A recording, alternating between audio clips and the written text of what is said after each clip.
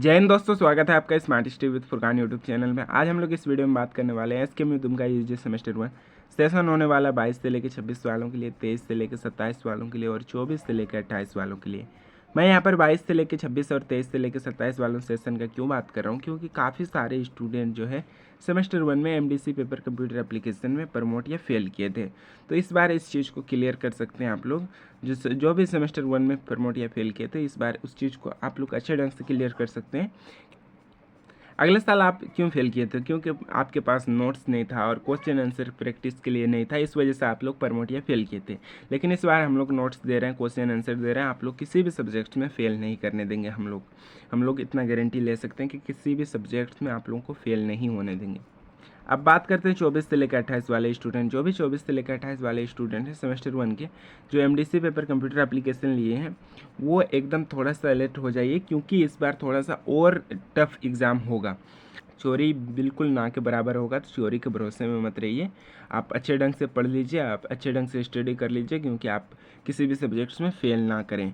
ठीक है, हम लोग इस वीडियो में बात करेंगे लॉन्ग क्वेश्चन आंसर की ओर। जितने भी हम लोग का लॉन्ग क्वेश्चन आंसर है, उन्हीं सभी long question VVI long question answer का बात करेंगे। शॉर्ट क्वेश्चन के लिए मैं एक अलग वीडियो लाऊंगा, अगर टाइम मिलेगा तो। अगर नहीं टाइम मिलता है तो इसी से शॉर्ट क्वेश्चन भी आ सकते हैं, जैसे सीपीयू का फुल फॉर्म हो गया, कंप्यूटर फर्स्ट जनरेशन कब से कब आया था, ये हो गया। तो यहाँ पर हम लोग बात करते हैं और एक चीज़ एग्ज़ाम पैटर्न के ऊपर। आप लोगों का एग्ज़ाम जो है, इंटरनल एग्ज़ाम 25 नंबर का होगा और एक्सटर्नल एग्ज़ाम 75 नंबर का। तो यानी दोनों मिला के 100 नंबर का एग्ज़ाम होगा। ठीक है, इंटरनल और एक्सटर्नल। और इसमें से आपका 40% लाना अनिवार्य है। 100 में से 40%, अगर 40% से कम लाते हैं तो प्रमोट हो जाते हैं, फेल कर जाएंगे। आपको फिर से अगले साल इसी सब्जेक्ट्स का एग्ज़ाम देना पड़ेगा। तो उससे अच्छा है कि आप लोग थोड़ा इस बार अच्छे ढंग से पढ़ के इस चीज़ को क्लियर करें। और हम लोग जितना क्वेश्चन आंसर दे रहे हैं, अगर इन सभी चीज़ को पढ़ लेते हैं तो आप फेल नहीं करेंगे, ये मेरी गारंटी है। ठीक है, अब हम लोग बात करते हैं यहाँ पर जो आपका सिलेबस है उसको 4 भागों में बांटा गया है। जो भी आपका सिलेबस है उसको 4 भागों में बांटा गया। कंप्यूटर एप्लीकेशन का सिलेबस को 4 भागों में बांटा गया। पहले यूनिट 1 देखते हैं, यानी भाग 1 देखते हैं। 4 भागों में बांटा गया, तो भाग 1 को देखते हैं, यानी यूनिट 1 को देखते हैं। ठीक है, यूनिट 1 में है फंडामेंटल्स ऑफ कंप्यूटर, यानी फंडामेंटल्स कंप्यूटर से क्वेश्चन आएंगे। किस तरह से क्वेश्चन आएंगे वो भी दिखाते हैं। फंडामेंटल्स कंप्यूटर के मुख्य रूप से कंप्यूटर के घटक हो गया, कंप्यूटर के अंदर जो पार्ट्स हो गया, उन सब चीज़ हो गया, कंप्यूटर का पीढ़ी हो गया, ये सब चीज़ हो गया कंप्यूटर, ये सब चीज़ आता है फंडामेंटल्स कंप्यूटर के अंदर। तो ठीक है, फर्स्ट हम लोग क्वेश्चन देखते हैं कि कंप्यूटर सिस्टम को घटकों को उदाहरण सहित विस्तार से समझाइए, यानी कंप्यूटर के घटकों को विस्तार से समझाने के लिए बोल रहा है। ये हालांकि 5 नंबर के लिए क्वेश्चन आएगा, और 5 में से अगर आप अच्छे ढंग से लिखेंगे तो आपको 5 में से 5 मिल जाएगा।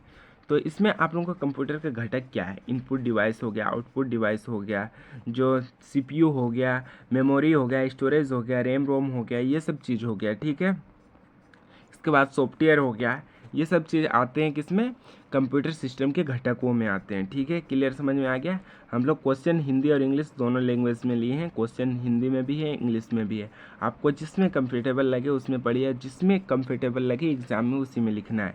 ऐसा नहीं कि अगर आपको इंग्लिश नहीं आता तो इंग्लिश में लिखना है, ऐसा नहीं है। लेकिन ज़्यादा बेटर रहेगा कि आप इंग्लिश में लिखेंगे। अगर आपको इंग्लिश नहीं आता है तब हिंदी में आप लिखिएगा, क्योंकि मैं अपना बताऊं तो मैं सभी जितने भी सब्जेक्ट्स है, सभी सब्जेक्ट्स का मैं हिंदी में लिखता हूं, बस इंग्लिश छोड़ के।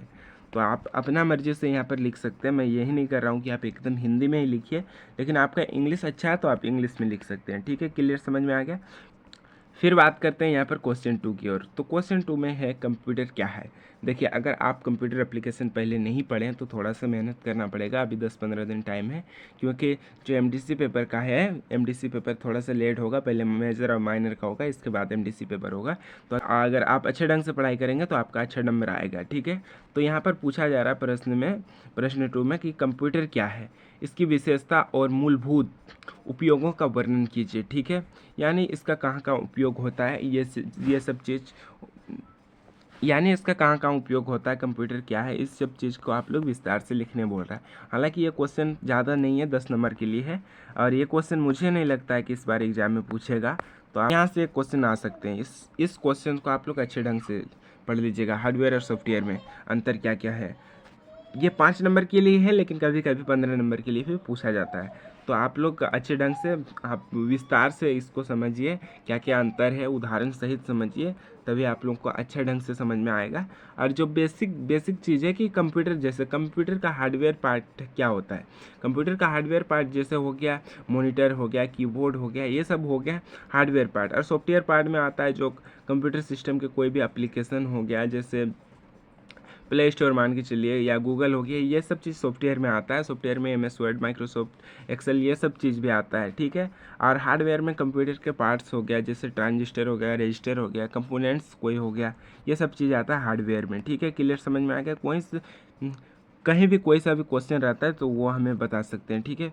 फिर आपका यहाँ पर क्वेश्चन नंबर 4 देख लेना, ठीक है। विभिन्न प्रकार की सॉफ्टवेयर की व्याख्या कीजिए। और सॉफ्टवेयर फिर पूछा जा रहा है सिस्टम सॉफ्टवेयर और एप्लीकेशन सॉफ्टवेयर में अंतर बताइए, ठीक है। वही होगा मेरे ख्याल से, यानी सिस्टम सॉफ्टवेयर और कंप्यूटर सॉफ्टवेयर क्या होते हैं उस चीज़ को बताने के लिए बोल रहा है, ठीक है। अगर आप पढ़ेंगे अच्छे ढंग से तो आप अच्छे ढंग से एग्जाम में लिख सकते हैं। तो यहाँ पर एक बार अच्छे ढंग से हिंदी में देख लीजिए, इसके बाद इंग्लिश में भी आप पढ़ सकते हैं, हिंदी में भी पढ़ सकते हैं, आपका जो जिसमें बेटर लग रहा है उसमें पढ़िए। और हम लोग एक चीज़ बताना भूल गए, जितने भी हम लोग ये क्वेश्चन दे रहे हैं सभी चीज़ सिलेबस के अंदर से, एक भी सिलेबस से बाहर नहीं है, ठीक है। और जो हम लोग पर यूनिट से एक एक यूनिट से 4 4 क्वेश्चन लिए, और जितने भी हम लोग क्वेश्चन हैं इससे बाहर मुझे नहीं लगता है कि पूछेगा, लेकिन हो सकता है एक क्वेश्चन पूछ दे, क्योंकि वो क्वेश्चन बार बार रिपीट होता है। जैसे डिजिटल एजुकेशन में आपका रिपीट होगा, और कंप्यूटर साइंस में रिपीट होगा, और कंप्यूटर में और कंप्यूटर एप्लीकेशन में आने के चांसेस हैं, तो इस वजह से उस क्वेश्चन को भी पढ़ लीजिए। क्वेश्चन है कि कंप्यूटर की पीढ़ी को वर्णन कीजिए, जो कंप्यूटर का जनरेशन है, कैसे कंप्यूटर का जनरेशन आया, क्या क्या कंप्यूटर मतलब कंप्यूटर की उत्पत्ति कैसे हुई, कैसे मतलब कितने जनरेशन में आया, ये सब चीज़ आप लोग को पढ़ना है उस क्वेश्चन में। तो वो क्वेश्चन भी आप लोग अच्छे ढंग से पढ़ लीजिए, क्योंकि वो डिजिटल एजुकेशन में कन्फर्म है कि पूछेगा ही। फिर यूनिट 2 देखते हैं। यूनिट 2 में यहाँ पर आपको सॉफ्टवेयर कंसेप्ट समझाना है, ठीक है।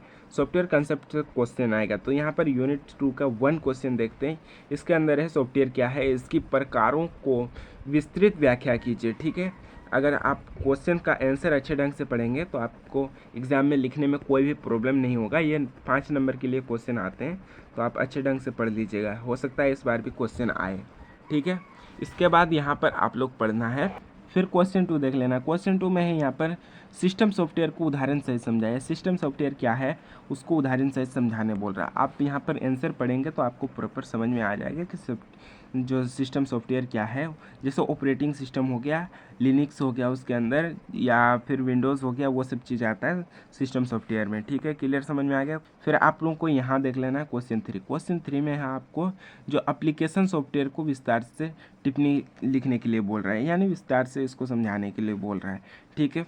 आप पढ़ेंगे तो आप अच्छे ढंग से पढ़ेंगे, अच्छे ढंग से वहाँ पर लिख सकते हैं। एक बार नॉर्मली पढ़ लीजिए कि क्या क्या है, इसके बाद थोड़ा सा डीप से पढ़िए।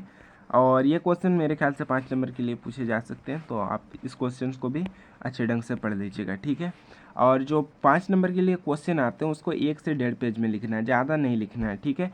और जब 15 नंबर के लिए क्वेश्चन आते हैं उसको 3 पेज से 5 पेज में लिखना है, ठीक है। क्लियर समझ में आ गया?